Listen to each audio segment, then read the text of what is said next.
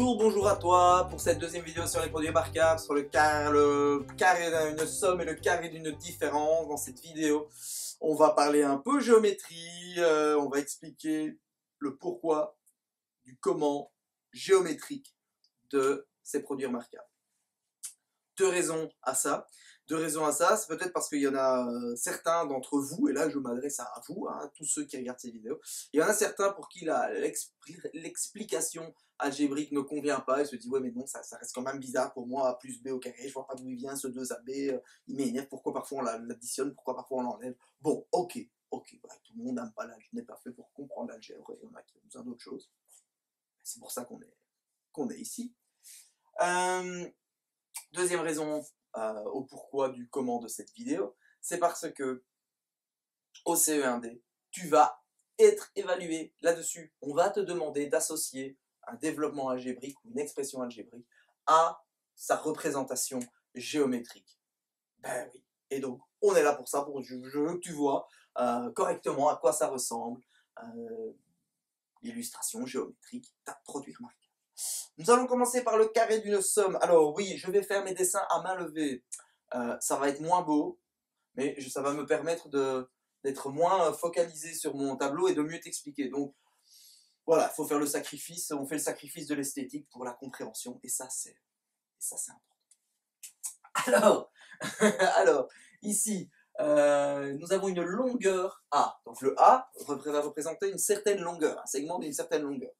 La lettre B représente un segment d'une autre longueur. Ça peut être la même, mais dans ce cas-ci, on va prendre une autre longueur. Et si je veux donc représenter A plus B, je vais devoir prendre un segment qui fait la longueur de A plus la longueur de B. Je vais le faire en noir. D'accord? Donc je vais prendre cette longueur-ci, hop, plus cette longueur-là, ça va venir ici. Et donc ici, j'ai bien la longueur A plus B. Ok? Si je veux faire cette longueur-là, A plus B, au carré, tu le vois venir. Si c'est au carré, ça veut dire qu'on va tracer un carré dont chaque côté va mesurer A plus B. Et donc je vais venir ici, hop, ça va venir, on va dire ici, hein. Bon, hop. Tu remarqueras que j'essaie super bien à main levée, hein. Ça c'est un truc de prof de maths. Ou pas. Voilà, donc j'ai A plus B, et là j'ai A plus B. J'ai donc là, ici, cette aire-ci, cette surface-ci, représente A plus B au carré.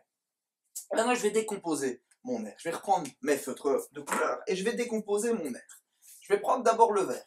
Mon A plus B, il y a d'abord A, ici, jusque-là, d'accord? Et le A plus B ici aussi, j'ai le A qui vient jusque-là. Et donc, si je décompose ici, j'ai donc un carré vert dont l'aire vaut A carré. Ok? Et il me reste ce gnomon. On appelle ça un gnomon. Comme ça, tu vois, en plus, tu apprends des trucs qui vont vraiment te servir à rien dans ta vie. Ce genre de forme, ça s'appelle un gnomon. Si cette longueur-ci, c'était A, cette petite longueur-ci, ici, là, c'est B. Hein? C'est B ici, c'est B ici. Mais alors, par prolongation, c'est B aussi ici, et c'est B ici. Et donc, ce carré-ci, ce petit carré, il vaut B au carré. Okay? Donc jusque-là, j'ai que mon grand carré, il est constitué d'un moyen carré A carré, d'un petit carré B carré, et ces deux rectangles-ci. Ces deux rectangles-ci, ben, regarde bien, ça vaut A, ça vaut A. Okay? Ces deux rectangles-ci, ben, ils valent chacun, je vais prendre une couleur neutre, ben, ce sont des rectangles. L'aire du rectangle, c'est longueur fois largeur. A fois B, donc c'est AB. Ici, c'est longueur A fois largeur B. A fois B, donc c'est AB. Et donc, j'ai bien mon grand carré, mon A plus B au carré. Il est composé de A carré, de deux rectangles AB et d'un carré B carré. Voilà d'où vient cette formule. C'est une manière même de prouver que ceci est égal à ceci. Au CE1D, on te demandera d'associer parfois. Ah bah tiens, ça, c'est représenté par quoi? Par un carré découpé de cette manière. Ok. Bon, ça c'était la version facile évidemment. Hein. On va s'attaquer maintenant à la version difficile. Alors ici, on a notre segment, je vais le faire un peu plus grand, comme ça on n'auront pas des dessins trop minuscules non plus. Hop, voilà, ça c'est A. Et donc ici maintenant, je veux représenter non pas A plus B, mais A moins B. Donc cette longueur-là, et je vais enlever ça. Pof. Donc il me restera un petit bout comme ça, qui vaudra, ici, là, comme ça. Ça vaut A moins B. Ok? Et là, je vais un peu tricher. Je vais un petit peu tricher. Je vais aller voir, tiens. Je vais partir de quoi? De quoi est-ce que je vais partir? Je vais partir de A carré. Alors donc je vais quand même tracer mon grand carré de A de côté. Et donc, mon grand carré de A de côté va commencer ici, jusqu'ici. Et il va être grand, il va venir jusque là environ. Voilà, donc là je vais avoir un grand carré de A carré. Donc ça fait A carré. Voilà, je pars de là. Et bien dans ce carré, je vais essayer de représenter mon A moins B au carré. Donc je veux un carré de A moins B de côté. Là, ça c'est A moins B au carré. La question que je vais devoir me poser, bon, c'est pas très bien dessiné, mais tu vois l'idée. La question que je vais poser, c'est qu'est-ce que j'ai dû enlever à mon carré vert en pointillé pour qu'il me reste mon carré noir ici, mon A moins B au carré. Eh bien, qu'est-ce que j'ai enlevé? Eh bien, j'ai d'abord enlevé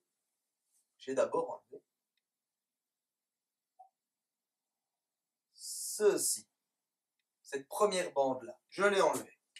D'accord? J'enlève une fois cette bande-là. Et cette bande-là, elle fait combien sur combien? Regarde comme c'est bien fait. Ben ça fait A.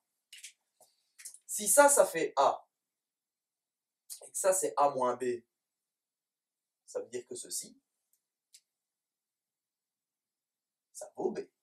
On est d'accord. On est d'accord. Et donc, cette bande-ci que j'ai enlevée, elle vaut A moins B. Je l'enlève. J'enlève une fois.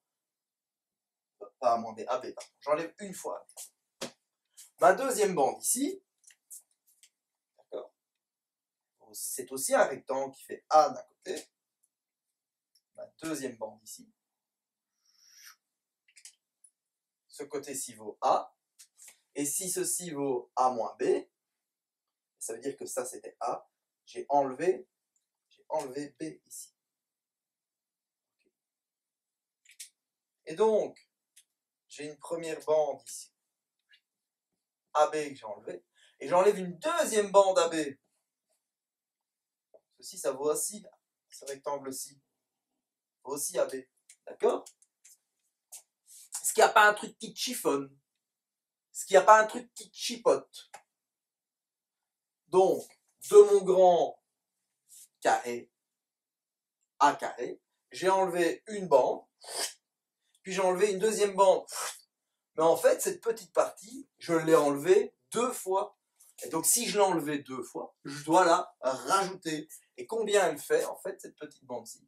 Eh bien, elle fait B sur B, elle fait B au carré. Donc, j'avais mon grand carré A carré, mon grand carré vert. J'ai enlevé 2 fois la bande AB, le rectangle AB. Comme je l'ai enlevé cette portion une fois de trop, je dois la rajouter, plus B carré.